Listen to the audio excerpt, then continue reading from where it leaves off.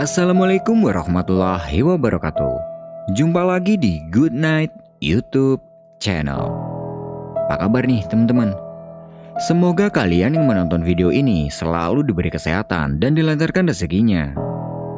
Pada kesempatan kali ini aku akan menceritakan sebuah kisah mistis dari pendaki Gunung Semeru. Kisah ini dialami oleh seseorang yang sebut saja namanya adalah Bima.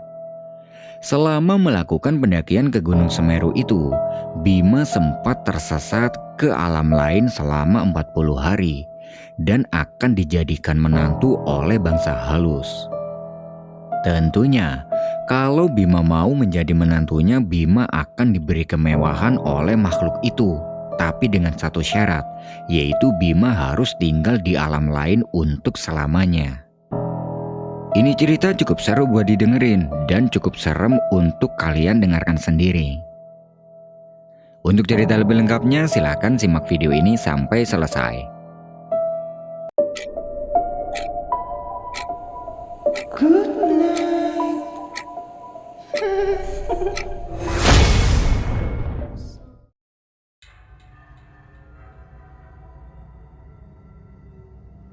Berawal dari sebuah keinginan untuk mendaki gunung. Waktu itu, Bima mempunyai keinginan untuk mendaki ke Gunung Semeru sebelum tiba hari pernikahannya. Jadi 2 bulan ke depan, Bima ini akan melangsungkan pernikahan. Oleh karena itu, sebelum hari pernikahannya dilaksanakan, dia ingin mendaki ke gunung yang mungkin itu adalah pendakian terakhirnya. Sebelumnya Bima ini cukup aktif di kegiatan pendakian dan dia mempunyai niat. Setelah menikah nanti, dia akan berhenti mendaki gunung untuk fokus ke masa depan bersama istrinya. Dia mencoba menghubungi teman dekatnya yang sudah biasa mendaki untuk diajaknya. Tapi saat itu temannya Bima tidak ada yang bisa karena kesibukannya masing-masing. Akhirnya, dia berinisiatif untuk pergi ke Gunung Semeru ini sendiri saja, alias solo hiking. Karena di sisi lain, Bima sudah cukup akrab dengan salah satu petugas di sana. Dia juga sudah pernah sekali mendaki ke sana bersama teman sependakiannya. Sebelum hari keberangkatan, Bima mengajak calon istrinya untuk bertemu di sebuah tempat untuk bilang kalau dia akan pergi mendaki ke Gunung Semeru untuk yang terakhir kalinya. Seorang wanita yang menurut Bima sangat cantik dan anggun. Dengan sedikit khawatir, calon istrinya pun mengizinkan dengan syarat Bima harus hati-hati dan harus pulang dengan selamat. Awalnya, Bima berniat mengajak calon istrinya itu, tapi dia tidak mau. Karena memang calon istrinya Bima ini bukan tipe orang yang suka dengan kegiatan pendakian. Calon istrinya Bima ini adalah lulusan pesantren. Karena memang sudah mendapat izin dari calon istrinya, Bima berniat untuk pergi mendaki nanti hari Minggu, 3 hari setelah izin ke calon istrinya itu. Nah, singkat cerita, tibalah hari Minggu. Setelah sudah siap dengan peralatannya, dia menemui ibu untuk meminta izin. Sambil mencium tangan ibu, dia bilang, "Bu, Bima mau izin daki untuk yang terakhir. Doain Bima biar selamat sampai rumah lagi ya, Bu." Setiap kali akan pergi mendaki, Bima memang selalu seperti itu. Dia selalu meminta izin pada ibunya dan memohon doa restu agar bisa kembali pulang dengan selamat. Setelah izin diberikan, Bima lekas berangkat menuju ke pinggir jalan raya untuk menunggu angkutan umum. Mengingat ini adalah pendakian terakhir, Bima sengaja tidak membawa kendaraan sendiri. Dia pergi dengan menaiki kendaraan umum. Setelah menempuh sekitar 1,5 jam perjalanan, sampailah dia di daerah Tumpang Malang. Sesampainya di sana, dia menyewa mobil hardtop untuk mengantarkannya ke desa terakhir. Sesampainya di desa terakhir, Bima menghubungi temannya atau kenalannya yang sedang bertugas di pos pendaftaran. Setelah dihubungi, temannya itu meminta Bima untuk langsung menuju ke pos pendaftaran dan bertemu di sana. Di pos pendaftaran itu, dia disambut oleh temannya itu. Halo Bima, apa kabar? Lama juga nih nggak kesini. Iya nih, lagi banyak urusan.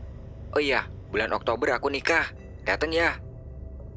Karena memang mereka ini sudah cukup lama tidak bertemu, di situ mereka ngobrol-ngobrol sambil ngopi di pos. Setelah cukup lama ngobrol, temannya Bima bertanya, mau nanjak kapan? Dan Bima berniat untuk nanjak siang ini juga. Siang itu tidak terlihat banyak pendaki lain, karena memang di tahun 2012 itu bisa dibilang pendaki gunung masih sangat jarang. Sebelum memulai perjalanan, Bima sempat bertanya pada temannya, banyak nggak yang mendaki hari ini? Menurut temannya Bima sih, kalau hari ini hanya sedikit, tapi kalau kemarin banyak dan kebanyakan belum pada turun. Setelah izin diberikan, Bima pamit sama temannya itu untuk memulai pendakiannya. Di awal-awal perjalanan masih belum ada yang aneh. Bima berjalan seorang diri tanpa bertemu dengan pendaki lain satupun. Pos demi pos dilewati, hingga akhirnya dia sampai di Danau Ranukumbolo pada pukul 12 siang. Sesampai di Ranukumbolo itu, Bima langsung berjalan menuju ke area camp yang letaknya ada di ujung seberang danau. Sesampai di situ, terlihat cukup banyak pendaki lain yang sedang ngecamp. Bima kemudian mengeluarkan alat masak untuk memasak makanan, karena sesampai di Ranukumbolo itu, dia sudah mulai lapar. Setelah selesai masak dan makan, dia santai-santai dulu di Ranukumbolo sambil menghabiskan satu batang rokok. Dia juga sempat berjalan keliling tenda pendaki lain untuk menyapanya. Setelah itu, dia kembali ke tempat istirahatnya tadi untuk membereskan peralatan yang masih tercecer. Setelah itu dia bergegas melanjutkan perjalanan. Perjalanan kembali dilanjutkan sekitar jam 1 siang. Menurut Bima dulu pas dia kesini, estimasi perjalanan kalau dari Ranukumbolo ke Kalimati itu kira-kira memakan waktu kurang lebih 4-5 jam. Jadi perkiraan dia bisa sampai di Kalimati antara jam 5 sampai jam 6 sore. Kalimati adalah camp terakhir sebelum melanjutkan perjalanan ke puncak Mahameru. Setelah berjalan melewati tanjakan legendaris atau tanjakan cinta, Bima dibuat takjub dengan pemandangan yang disuguhkan. Di depan, terpampang jelas sabana yang sangat luas yang ditumbuhi bunga berwarna ungu kebiru-biruan. Melihat semua itu, Bima sedikit bernostalgia. Dulu, sabana ini tidak sekeren ini, sekarang sudah berbeda. Dia segera berjalan dari bukit menuju ke sabana tersebut. Nah, ketika berjalan di antara bunga-bunga itu, Bima sempat berpikir, andai aja Nindi tahu semua ini, pasti dia akan senang. Nindi adalah nama calon istrinya Bima. Pelan-pelan dia berjalan melewati sabana, hingga tidak terasa, sampailah Bima di depan pintu hutan. Jadi setelah melewati sabana itu, jalannya mulai memasuki hutan. Bima terus berjalan masuk ke dalam hutan tersebut. Ketika sedang di dalam hutan, keanehan mulai dirasakan oleh Bima. Di dalam hutan itu, tiba-tiba kabut turun cukup tebal. Bersamaan dengan itu, tiba-tiba bulu kuduk Bima berdiri tanpa sebab. Tanpa mempedulikan soal itu, dia terus saja berjalan menyusuri hutan. Dan lama-kelamaan, muncul rasa takut di dalam diri Bima. Karena semakin ke sana, kabut yang turun ini semakin tebal dan jalan yang dilewatinya ini cukup gelap karena tebalnya kabut itu. Sampai di sini Bima bingung, dia harus terus berjalan atau bagaimana. Kalau terus berjalan, takutnya nanti dia kesasar. Tapi kalau berhenti di sini, takutnya keburu malam. Di sisi lain, selama perjalanan dari Ranukumbolo hingga sampai di hutan ini, Bima tidak menjumpai satu pendaki lain pun. Akhirnya, Bima memutuskan untuk tetap jalan saja dengan pelan mengikuti jalan setapak yang dia lewati. Lama dia berjalan dan sudah berjam-jam. Tapi, Bima belum juga keluar dari hutan tersebut. Sampai di sini Bima berpikir, perasaan dulu gak sejauh ini deh hutannya. Apa jangan-jangan aku nyasar? Setelah cukup jauh berjalan, samar-samar di depan terlihat ada sebuah papan kayu. Melihat itu Bima berpikir, itu di depan pasti pos peristirahatan Cemoro Kandang. Dia cepat-cepat berjalan menuju ke tempat itu dengan tujuan untuk istirahat sebentar di sana. Sesampainya di tempat itu, ternyata benar, itu adalah area peristirahatan Cemoro Kandang. Dan Bima berniat untuk istirahat di tempat itu, sekalian menunggu pendaki lain yang lewat agar dia bisa bareng. Tas carrier dia lepas dan meletakkannya di dekat pohon. Tapi baru saja tas itu diletakkan, dari depan terlihat ada 2 buah cahaya yang menyorot ke arah Bima. Karena waktu itu cukup berkabut, Bima mikirnya mungkin itu senter dari pendaki lain. Bima mengurungkan niatnya untuk beristirahat di tempat itu. Dia mengambil tasnya lagi untuk menyusul pendaki yang ada di depan itu agar dia bisa bareng. Tapi semakin Bima mendekati cahaya itu malah semakin menjauh. Karena mengiranya itu adalah senter pendaki lain, Bima teriak, Mas, tungguin, saya mau bareng. Tapi tidak ada jawaban dari pendaki itu. Akhirnya Bima mempercepat jalannya hingga sedikit lari untuk mengejar pendaki tersebut sambil sesekali teriak, Woi mas, tunggu, saya mau bareng. Tapi tetap saja tidak ada jawaban, dan 2 cahaya itu tidak juga terkejar. Hingga akhirnya Bima kelelahan dan tidak sanggup mengejar pendaki tersebut. Di sini Bima terduduk lelah di sebidang tanah sambil dia berpikir, 2 orang itu kok jalannya cepet banget ya? Sambil duduk itu dia mengeluarkan logistik di dalam tasnya untuk dia makan. Terlihat jam di HP sudah menunjukkan pukul 5 sore dan suasananya masih seperti tadi, cukup berkabut dan sedikit terang. Karena tidak ingin kemalaman di jalur, Bima lekas melanjutkan perjalanan agar segera sampai di Kalimati. Dia kembali berjalan menyusuri jalan setapak. Tapi sudah cukup jauh berjalan, dia tidak juga keluar dari hutan ini. Malahan jalur setapak yang dia lewati ini semakin kesana semakin sempit dan semakin rimbun. Sampai di sini Bima berhenti sebentar untuk melihat jam di HP-nya lagi. Ternyata waktu itu masih menunjukkan jam 5 sore. Melihat itu Bima tersentak, karena seingat Bima, terakhir kali dia melihat jam itu adalah jam 5 sore. Tapi setelah cukup lama berjalan, waktu masih saja menunjukkan jam 5 sore. Apa jangan-jangan jam di HP ku ini rusak ya? Tapi gak mungkin, masa iya jam di HP bisa rusak? Kan aneh, pikir Bima. Yang lebih anehnya lagi, sudah cukup jauh Bima berjalan tapi kondisinya masih sama seperti tadi, sedikit terang dan berkabut. Harusnya sekarang ini sudah gelap.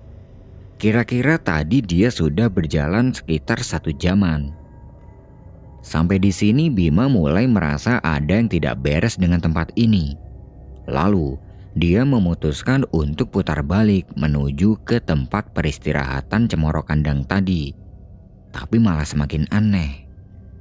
Dia sudah merasa berjalan balik cukup lama, tapi tidak juga sampai di peristirahatan Cemoro Kandang. Dan jam di HP-nya pun masih menunjukkan pukul 5 sore, tidak lebih sedikit pun. Bima benar-benar tidak tahu apa yang sedang terjadi. Dia memutuskan untuk menaruh tasnya dan berteriak sekencang-kencangnya untuk meminta tolong. Tolong! Tolong! Tapi tidak ada satu orang pun yang membalas teriakan Bima, bahkan menolongnya. Karena sudah tidak tahu apa yang harus dia lakukan, Bima terduduk lemas sambil terus memandangi jam di HP-nya yang masih menunjukkan jam 5 sore dan tidak menunjukkan pergerakan sama sekali. Bima mulai cemas. Dia mengira kalau dia ini sudah tersesat. Untuk menenangkan pikiran, dia mengeluarkan sebatang rokok, kemudian dihisap sambil melihat-lihat keadaan sekitar. Yang terlihat hanyalah hutan yang diselimuti kabut tipis, tanpa ada tanda-tanda kehidupan. Sepi, tenang, tidak terdengar suara apapun. Bahkan angin pun tidak terasa berhembus. Sambil merokok itu, Bima berpikir bagaimana kelanjutan perjalanannya. Dia benar-benar tidak tahu harus bagaimana lagi. Hingga akhirnya dia memutuskan untuk lanjut berjalan balik, dengan tujuan siapa tahu nanti di perjalanan balik dia bisa bersimpangan dengan pendaki lain. Setelah rokok sudah habis, dia kembali menenteng tas carrier-nya, kemudian berjalan. Tapi sudah sangat jauh berjalan, dia tidak juga menjumpai papan yang sebelumnya dia lihat tadi. Jalan yang dilewatinya pun masih sama, sempit dan rimbun. Bima kembali terduduk lemas di sebidang tanah sambil bersandar pohon. Tidak lama kemudian, terdengar ada suara.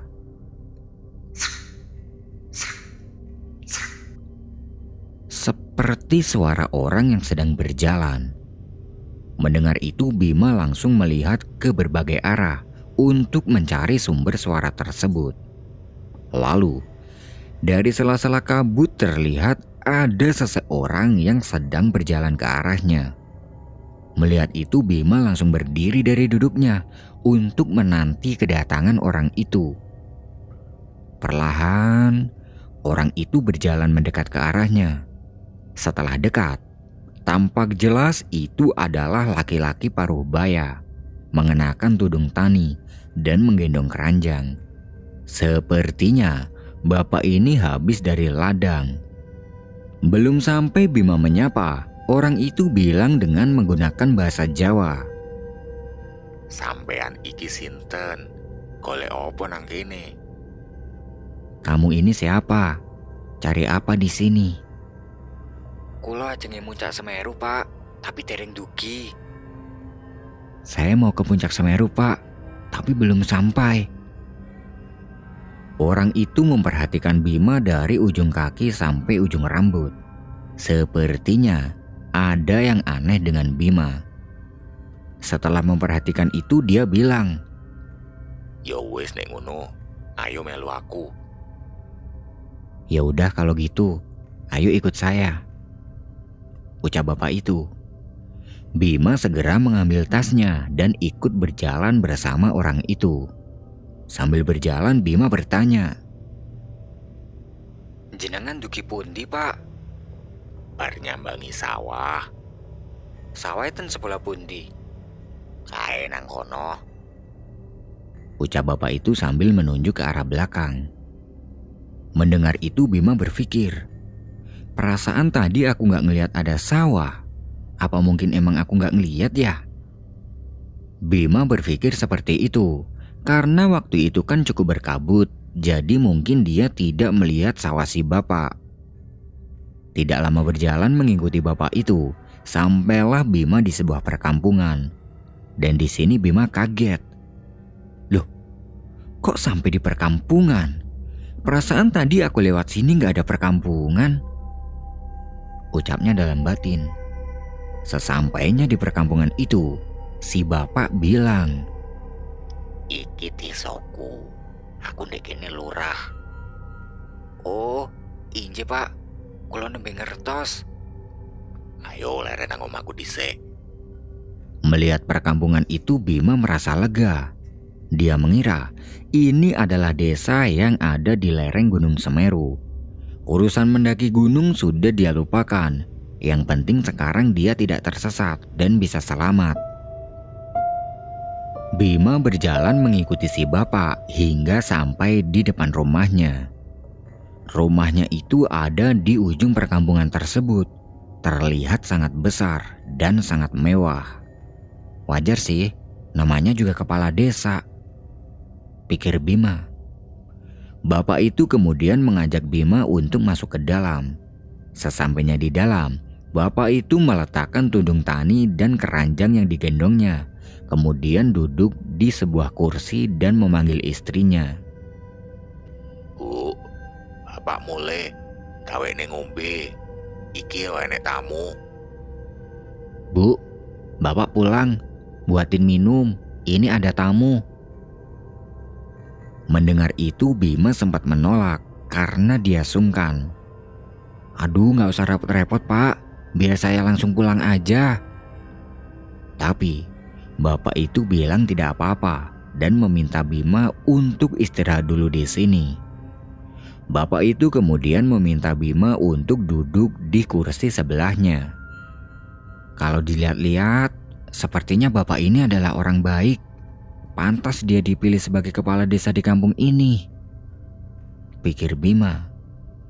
Tidak lama kemudian, datanglah istri bapak itu sambil membawa 2 gelas air putih.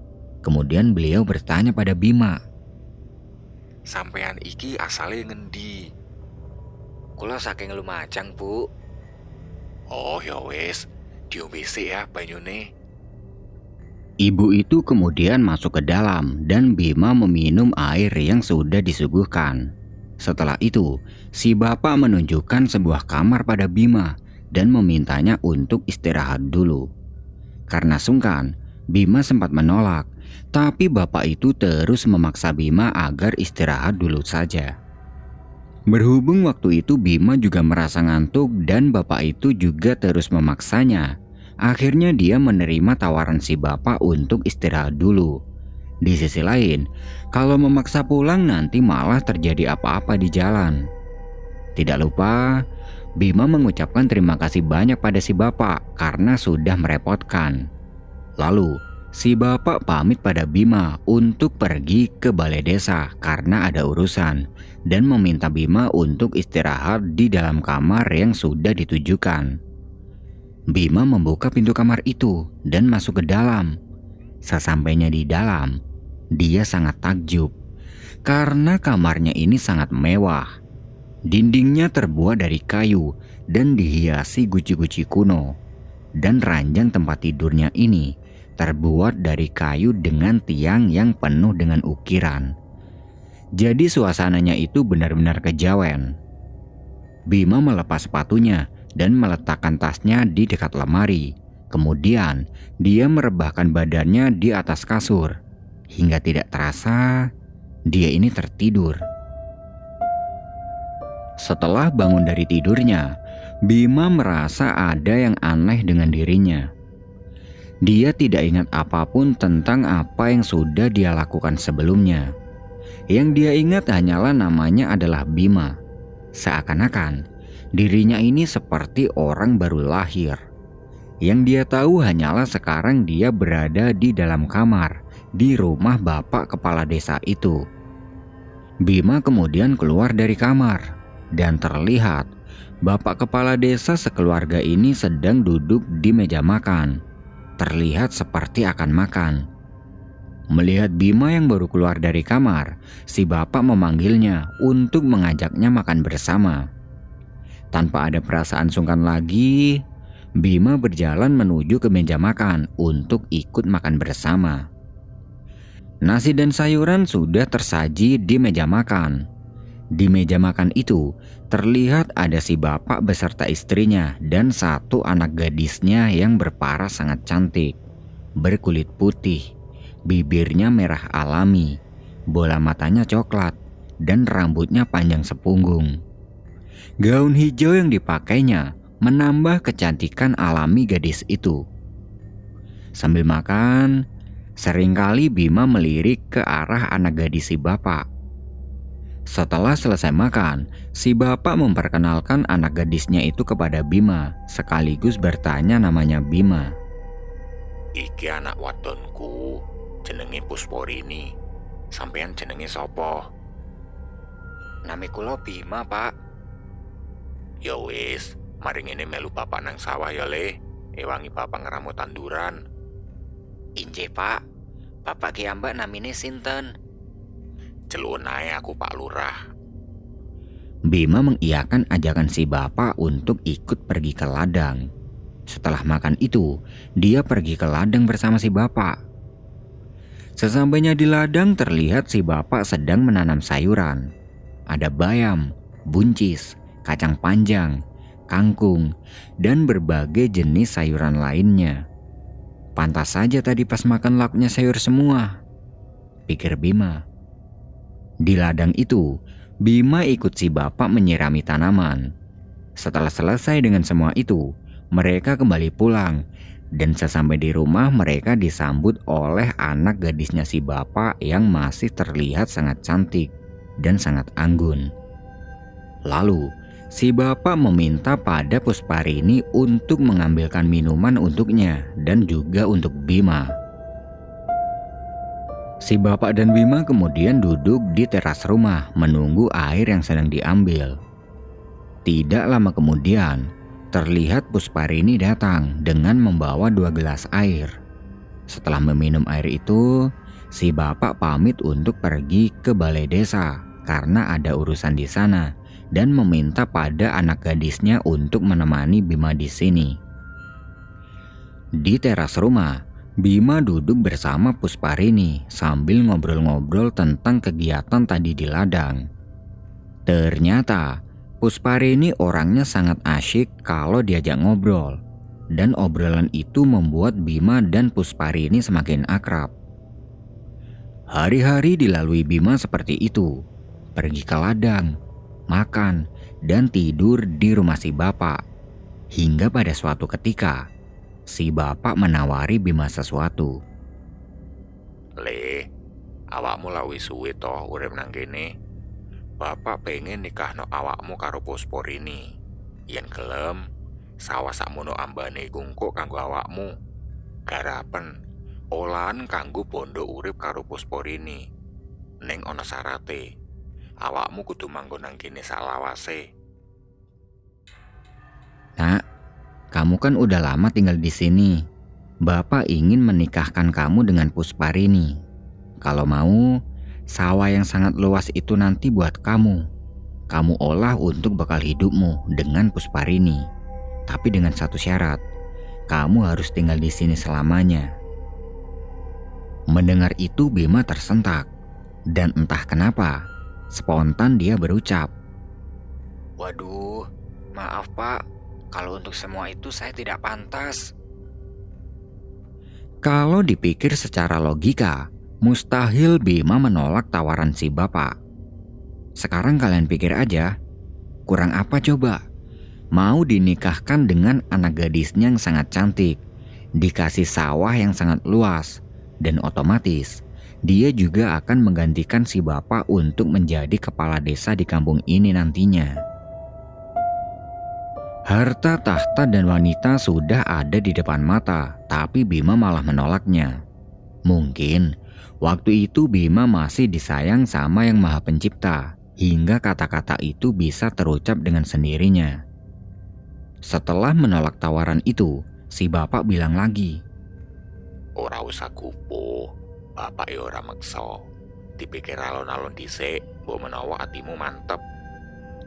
jangan terburu-buru, bapak juga tidak memaksa.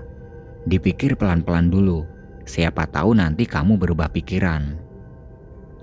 Si bapak memberi Bima waktu untuk memikirkan tawarannya itu. Beberapa hari ini, dia diberi banyak waktu oleh si bapak untuk berduaan dengan anak gadisnya, agar Bima bisa lebih mengenal anaknya lebih jauh.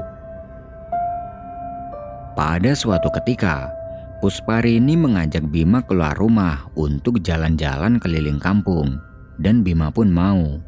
Di sisi lain, selama Bima berada di rumah si bapak, dia belum pernah keluar rumah. Dia keluar rumah hanya untuk ke ladang membantu si bapak. Pergilah mereka keluar dan berjalan menyusuri kampung. Terlihat kampung ini sangat asri dan damai. Udaranya sangat sejuk tanpa dicemari asap knalpot kendaraan. Bangunan rumah yang berada di rumah itu sebagian besar terbuat dari kayu yang sudah diukir. Banyak hewan ternak yang dilepas liarkan di hutan. Sapi, kerbau, bebek, dan jenis hewan ternak lainnya. Seakan-akan mereka hewan ternak itu sudah akrab dengan pemiliknya. Terus berjalan menyusuri kampung. Terlihat penduduk di kampung ini sangat unik. Ada yang jalannya pincang hingga merangkak. Ada yang matanya lebar dan melotot. Ada yang tangannya panjang sebelah dan bermacam-macam. Tapi anehnya, melihat semua itu Bima tidak merasa takut sama sekali. Justru dia malah merasa beruntung karena dia mempunyai tubuh yang sempurna. Dan di kampung itu tidak ada yang namanya malam. Cuacanya selalu berkabut dan tampak suram, seperti kalau menjelang maghrib. Di tengah-tengah perkampungan itu, samar-samar, Bima mendengar ada suara wanita yang memanggil-manggil namanya. Bima,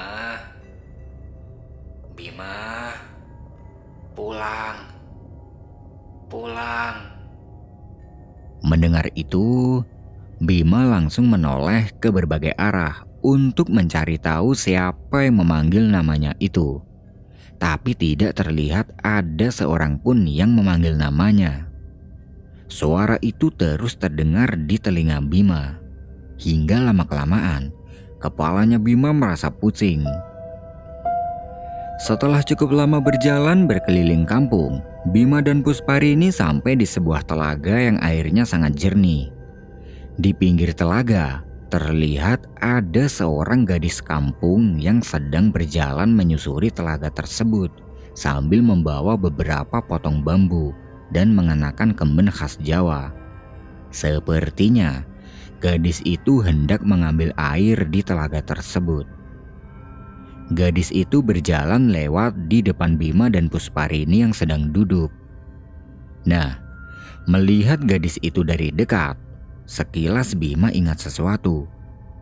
Sepertinya gadis ini tidak asing baginya. Aku kok kayak pernah ketemu sama orang ini ya? Tapi di mana? Ucap Bima dalam hati.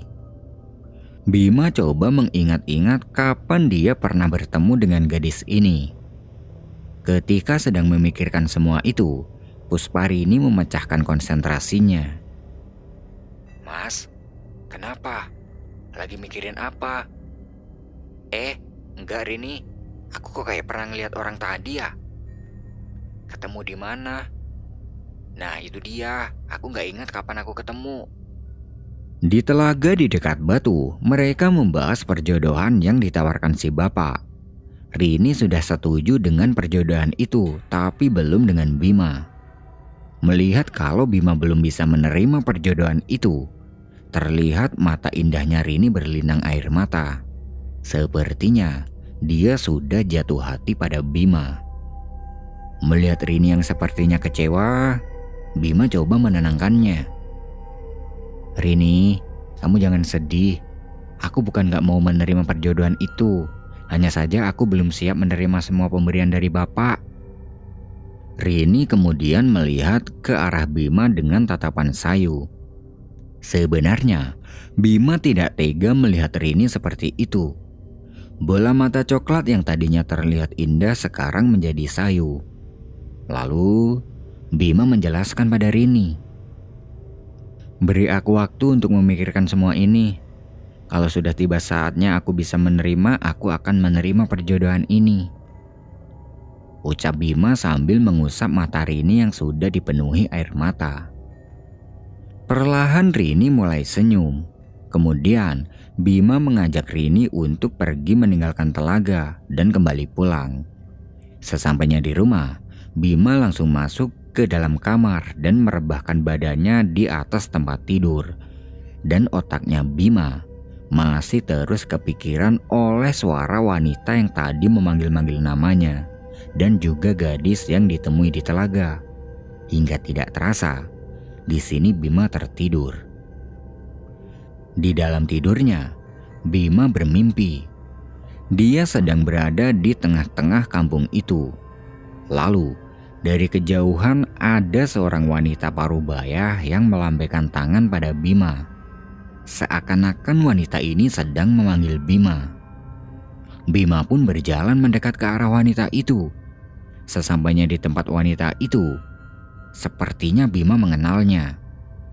Wanita itu kemudian memeluk Bima sambil berkata, "Pulang nak, pulang. Ditunggu ibumu di rumah." Mendengar itu Bima berpikir, "Pulang? Ibuku? Pulang kemana?" Wanita itu kemudian melepas pelukannya dari Bima dan pergi meninggalkannya. Belum jauh meninggalkan, terlihat ada seorang gadis yang sedang membawa beberapa potong bambu. Dia sedang berjalan di depan Bima, yang tidak lain, itu adalah gadis yang pernah ditemui Bima di pinggir telaga. Wanita itu melemparkan senyum pada Bima, dan lagi-lagi wanita itu mengingatkan Bima pada seseorang yang pernah dia kenal. Wanita itu berlalu meninggalkan Bima, dan di saat yang bersamaan Bima merasa pusing memikirkan kejadian ini. Di dalam kepalanya timbul pertanyaan, siapa orang yang memelukku tadi? Dan siapa gadis yang melemparkan senyum kepadaku tadi? Ketika sedang bingung memikirkan semua itu, Bima bangun dari tidurnya. Dan bangunnya Bima itu masih dalam keadaan pusing di kepalanya. Masih dalam kondisi berbaring di tempat tidur, Bima melihat ke arah sebelah lemari yang di situ terdapat tas carrier dan sepatunya. Dan seketika itu juga, Bima ingat kalau dia pernah diajak bapak-bapak untuk mampir ke rumah ini. Mengingat semua itu, Bima lekas bangkit dari tidurnya dan keluar kamar untuk menemui si bapak. Tapi saat itu rumahnya terlihat sangat sepi. Sepertinya orang-orang rumah ini sedang keluar. Lalu terlihat Rini datang sambil membawa piring yang berisi makanan. "Mas Bima udah bangun. Ayo mas makan dulu," ucap Rini sambil menaruh makanan itu di atas meja. Bima menghampiri Rini dan mereka pun makan bersama. Sambil makan, Bima bertanya pada Rini, Sepi banget. Bapak dan ibu kemana Rini? Bapak sedang ke balai desa, ibu sedang ke ladang. Setelah makan, terlihat bapak baru pulang dari balai desa dan ikut duduk di meja makan. Lalu si bapak bilang, Wis tangi Bima, mari dijak Puspori ini nanti ae mang. Mlaku-mlaku ning kampung pak, terus lenggan ning pinggir telaga. Piye le, wis dipikir tah tawarane bapak. Bima terdiam sejenak. Lalu dia menjawab, Sepuntene pak, kula sampun gadah calon. Rongulan malih kula ajeng nikah. Si bapak kemudian memegang pundaknya Bima sambil berucap, Ya wis rapopo, yen iku dadi keputusanmu bapak gak iso meksa. Setelah kata-kata itu terucap, terlihat Rini memasang raut wajah yang sedih. Sepertinya dia sedang menahan tangis. Kemudian si bapak bertanya lagi pada Bima, "Nek ngono saiki opo sing mok karepno?" "Kula pengen mantuk pak, kula pun dangu ten mriki. Ibu kula mangke madosi." Bima bilang kalau dia ingin pulang. Lalu si bapak lanjut berkata, "Ya wis, mari ngene ben diterno Puspori ini dalane mulih." Si bapak kemudian meminta pada Rini untuk mengantarkan Bima menuju jalan pulang. Bima kembali masuk ke dalam kamar untuk mengambil tas dan sepatunya. Setelah itu dia pamit sama si bapak dan istrinya yang kebetulan baru pulang dari ladang. Setelah berpamitan, Rini mengajaknya untuk pergi ke sebuah tempat menuju jalan pulang. Di perjalanan menuju ke tempat tersebut terlihat Rini sangat berbeda dengan sebelumnya. Dia tampak murung, sepertinya dia sangat sedih. Tidak lama berjalan, sampailah mereka di sebuah tempat yang di situ terdapat sebuah gapura. Mereka berhenti tepat di depan gapura tersebut. Terlihat wajah Rini sudah dipenuhi oleh air mata. Sepertinya dia enggan melepas kepergian Bima. Dengan keadaan yang seperti itu, Rini memberitahu Bima. Setelah melewati gapura ini, Mas Bima bisa kembali dan bisa pulang, ucap Rini sambil menahan kesedihannya. Yaudah, aku pulang dulu. Terima kasih sudah mengantarkan sampai ke sini, ucap Bima sambil memegang pundaknya Rini. Bima kemudian berjalan mendekati gapura itu. Sebelum akan masuk melewati gapura, dia melihat Rini sedang melambaikan tangannya sebagai tanda perpisahan, dan Bima pun melambaikan tangannya juga. Mungkin ini semua berat bagi Rini untuk melepas kepergian Bima. Tapi mau bagaimana lagi? Bima punya kehidupannya sendiri. Jadi mau tidak mau dia harus pergi untuk pulang. Setelah melewati gapura itu, Bima melihat lagi ke belakang untuk melihat Rini yang terakhir kalinya. Tapi seketika itu gapura yang tadi dilewati beserta Rini yang sedang berdiri itu hilang begitu saja. Yang terlihat hanyalah hutan pinus yang cukup lebat. Melihat gapura itu yang tiba-tiba hilang, Bima menjadi bingung. Setelah ini dia harus kemana? Dia terus berjalan menapaki jalur setapak yang ada, hingga akhirnya dia menjumpai sebuah papan kayu. Anehnya, jalannya Bima ini seperti ada yang menuntun. Dengan sendirinya kakinya ini terus berjalan tanpa dia tahu akan kemana. Melihat keadaan di sekitarnya, Bima malah semakin bingung. Aku ini sedang di mana dan mau kemana? Pikir Bima. Dengan sendirinya kakinya Bima terus melangkah hingga dia menjumpai sebuah danau yang sangat luas dan beberapa orang di tepi danau tersebut. Tanpa menghiraukan orang-orang yang ada di tepi danau, kaki Bima terus melangkah menyusuri pinggir danau tersebut tanpa berhenti dan tanpa merasa lelah.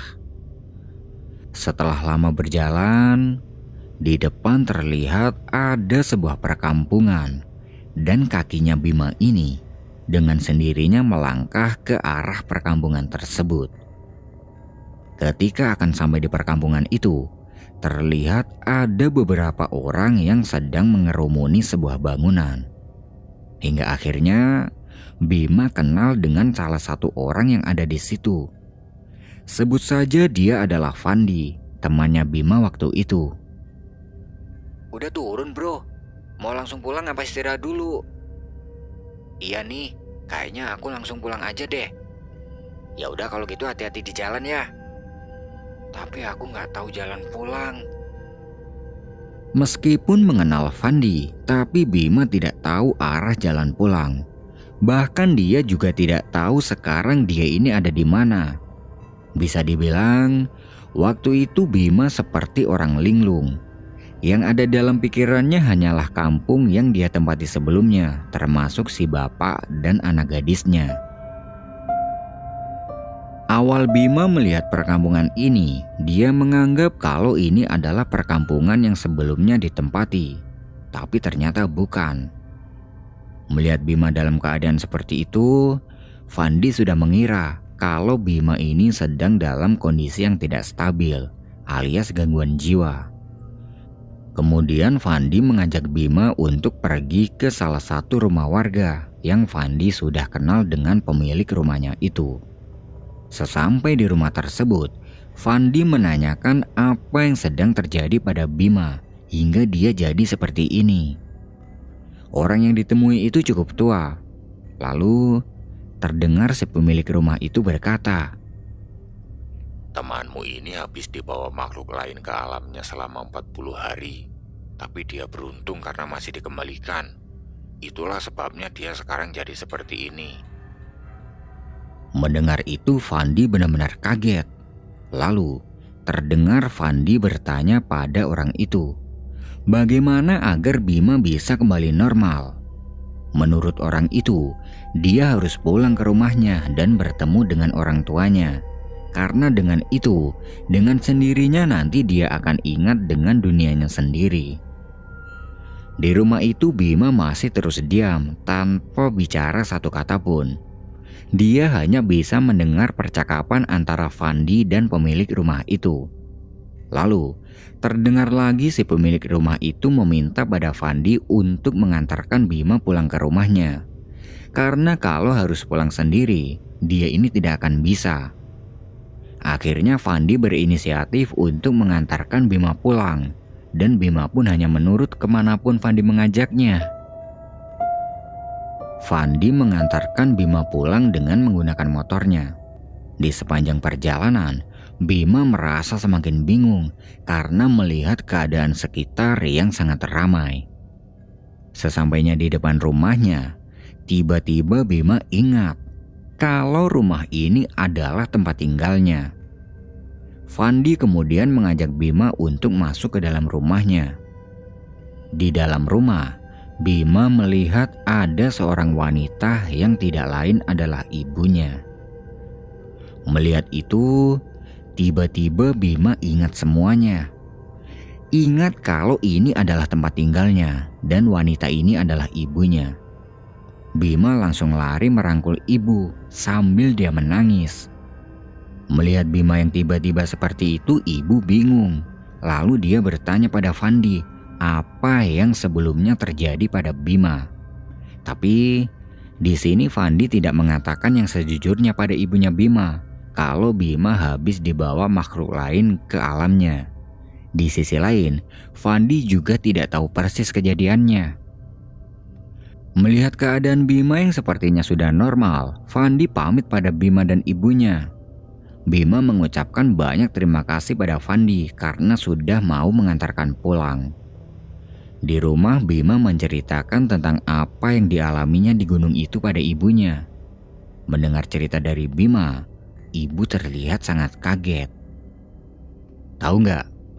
Ternyata wanita parubaya yang waktu itu melambaikan tangan dan memeluk Bima, ternyata itu adalah gambaran dari ibunya Bima yang terus mendoakan anaknya selama anaknya pergi ke gunung waktu itu. Pantas saja waktu itu Bima merasa seperti kenal dengan wanita itu. Dan gadis yang membawa potongan bambu di telaga waktu itu adalah gambaran dari Nindi, calon istrinya Bima yang mungkin juga turut mendoakan Bima agar selamat sampai kembali pulang. Mengetahui semua kejadian itu, Bima tidak habis pikir. Kok bisa kejadian itu bisa dia alami? Andai saja waktu itu Bima menerima tawaran si bapak untuk dinikahkan dengan anaknya, sudah dipastikan sekarang dia tidak akan pulang dan tinggal di sana. Singkat cerita, beberapa hari setelah itu Bima menghubungi Fandi untuk mengajaknya bertemu dengan tujuan untuk balas budi. Mereka bertemu di sebuah tempat yang berada di kota Malang. Setelah bertemu, sekali lagi Bima mengucapkan terima kasih sebanyak-banyaknya pada Fandi. Lalu Fandi bertanya pada Bima apa yang sebenarnya terjadi waktu itu. Bima pun menceritakan semua itu pada Fandi. Dan selama Bima berada di kampung itu hingga bertemu dengan si bapak dan anak gadisnya, ternyata cuma 3 hari. Tapi menurut orang yang mereka temui waktu itu, Bima ini sudah tinggal di alam lain selama 40 hari. Benar saja, Bima juga merasakan kalau dia tinggal di rumah si bapak itu sangat lama. Bima benar-benar beruntung karena masih dikembalikan ke alamnya. Kalau tidak, mungkin sekarang ini Bima sudah tinggal di sana dan dinikahkan dengan gadis itu dengan penuh kemewahan. Nah, itu tadi adalah petualangan mistis yang dialami oleh Bima ketika dia melakukan solo hiking ke Gunung Semeru. Terima kasih buat teman-teman yang sudah nonton video ini sampai selesai. Aku pamit undur diri dulu ya. Good night and see you next time.